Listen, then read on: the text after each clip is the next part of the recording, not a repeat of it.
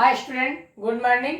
चलिए आज हम कक्षा 10वीं की प्रश्नावली 2.1 में जितने भी सारे सवाल हैं उन सवाल के बारे में विस्तृत चर्चा करने वाले हैं और यह भी देखने वाले हैं कि उनको हम कितने विधियों से हल कर सकते हैं। पहला विधि होगा हमारा ग्राफ विधि, दूसरा विधि होगा हमारा हल विधि, है ना। तो हम शून्यकों को दो विधियों से ज्ञात करेंगे और उन दोनों विधियों को जानना आपके लिए अत्यंत आवश्यक है। तो चलिए बिना समय गंवाए हम स्टार्ट करते हैं। यदि आप हमारे चैनल पे नए हैं तो चैनल को सब्सक्राइब जरूर करिएगा और यदि आपको वीडियो पसंद आए तो एक लाइक करिएगा। चलिए स्टार्ट करते हैं। तो आपको हम पिछले वीडियो में बताए थे रैखिक बहुपद। तो सबसे पहले हम देखेंगे रैखिक बहुपद में हम शून्यकों को कैसे प्राप्त करते हैं। तो रैखिक बहुपद का मानक रूप क्या होता है बच्चों? ax plus B. अब a का मान कभी भी 0 नहीं होना चाहिए, ये होता है हमारा रैखिक बहुपद, है ना। तो ये रैखिक बहुपद में हम कोई भी मान ले सकते हैं, है ना। a और b का कोई भी धनात्मक या ऋणात्मक मान ले सकते हैं और एक बहुपद बना सकते हैं। तो अनंत प्रकार की हमारे बहुपदें होती हैं। तो हम फिलहाल इसमें लेते हैं 2x प्लस 4। ये है हमारा 2x प्लस 4, ये एक बहुपद है ना। तो इसमें हम हल विधि से कैसे बहुपद निकालेंगे बच्चों?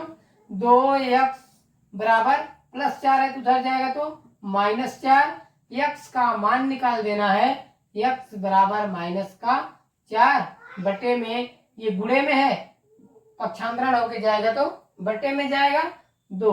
अब इसे हम काट देंगे, 2 दूनी 4। x का मान कितना प्राप्त हुआ बच्चे? -2। ये तो हुआ हमारा हल विधि से शून्यक निकालना। और शून्यक का मतलब होता है बराबर शून्य। बराबर शून्य मतलब इस बहुपद में यदि हम ऐसा x का मान रखें कि हमें हल करने पर 0 प्राप्त हो, है ना। तो उसका मान हम x का मान क्या रख सकते हैं? -2। अब -2 रख के चेक कर सकते हैं कि 0 आता है या नहीं। तो 2x का मान क्या रखे बच्चों? -2 प्लस का 4, -2 और 2 का गुणा करेंगे तो 2 दूनी 4, माइनस का प्लस का 4, तो माइनस और प्लस क्या हो जाएंगे? कट जाएंगे। उत्तर क्या आ जाएगा? 0, है ना। इस तरह से हमने साधारण हल विधि से शून्यकों को ज्ञात करना देखा। यह हमारा शून्यक है। इस मान को यदि हम बहुपद में रखते हैं तो हमारा कितना प्राप्त होता है बच्चों? 0। सामान्यतः ये। अब हम इसी को देखेंगे कि ग्राफ विधि में हम शून्यक कैसे प्राप्त करते हैं, है ना। तो एक है हमारा ग्राफ बनाने के लिए हमें x अक्ष की जरूरत पड़ती है और y अक्ष की, और इधर x डैश और y डैश, है ना। इधर ऋणात्मक संख्याएं रहती हैं, इधर -1, -2, -3, -4, -5। इधर धनात्मक संख्याएं रहती हैं 1, 2, 3, 4। ऊपर प्लस की संख्या रहती है 1, 2, 3, 4, 5। और नीचे माइनस की संख्या रहती है -1, -2, -3, -4। अब हम इसमें बहुपद लेते हैं 2x प्लस का 4। अब हम x का और y का, x का हम कुछ मान अपने से प्राप्त करते हैं। x का मान हम कुछ भी मान सकते हैं, धनात्मक, ऋणात्मक और 0। तो अपने से हम मानते हैं 1 और दूसरी x का मान मानते हैं बच्चों 2। आप कुछ भी अपने स्वेच्छानुसार मान सकते हैं। तो इस बहुपद में यदि हम x 1 रखते हैं तो हमारा y का मान कितना प्राप्त होता है देखते हैं। 2x का मान 1 रखिए, 1 रख दिए, प्लस का 4, 2 1 कम, 2 प्लस 4 कितना हो जाएगा बच्चों? 6 होगा। अब इसी प्रकार 2 रख लीजिए, तो 2 रखेंगे तो क्या हो जाएगा? 2, 2 प्लस 4, 2 दूनी 4 प्लस 4 कितना हो जाएगा? 8।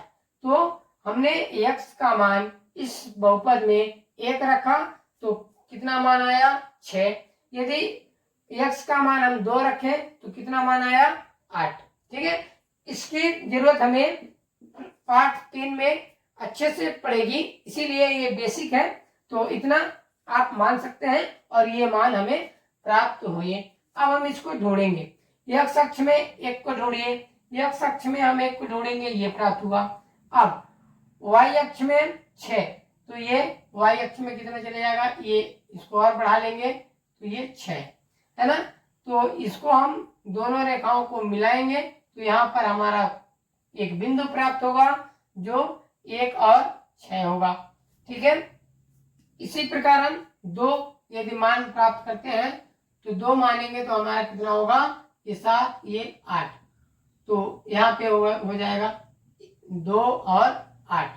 अब इन दोनों बिंदुओं को क्या करेंगे बच्चों, मिला देंगे और देखेंगे कि एक सीधी रेखा में मिलाएंगे, है ना। तो सीधी रेखा में मिलाने पर किस रेखा को प्रतिच्छेद करेगी, x अक्ष को प्रतिच्छेद करेगी और इस बिंदु का क्या नाम होगा, -2 और 0। क्या होगा बच्चों, -2 और 0 बिंदु को प्रतिच्छेद करती है, इसीलिए हमारा शून्य क्या हो जाएगा, -2। फिर कितना हो जाएगा, -2, है ना। और यदि हम 0 को इसमें मान रखते हैं तो क्या हमें शून्य प्राप्त होगा, तो यदि 0 रखेंगे तो 2 शून्य 0 प्लस 4 यानी शून्य, इस 0 को रखने पर हमें शून्य प्राप्त नहीं होगा, इस -2 को रखने पर हमें शून्य प्राप्त होगा बहुपद में, है ना। इसीलिए प्रश्नावली 2.1 कहता है कि जितने भी ग्राफ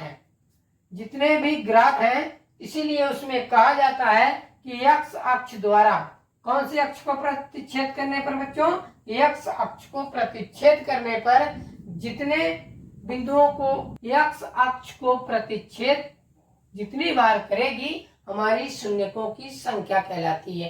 ठीक है, तो इसमें बताइए कितनी बार करेगी, 1, 2 और 3। ठीक है, बट हम इसमें देखेंगे कितने बार करी है बच्चों, 1 बार करी है और सीधे गुजर गई है ना। तो इसमें शून्यकों की संख्या कितनी प्राप्त होगी बच्चों, शून्यकों की संख्या 1 प्राप्त होगा। कितना प्राप्त होगा, 1 प्राप्त होगा, है ना। तो रैखिक बहुपद में कितने शून्य प्राप्त होते हैं, 1।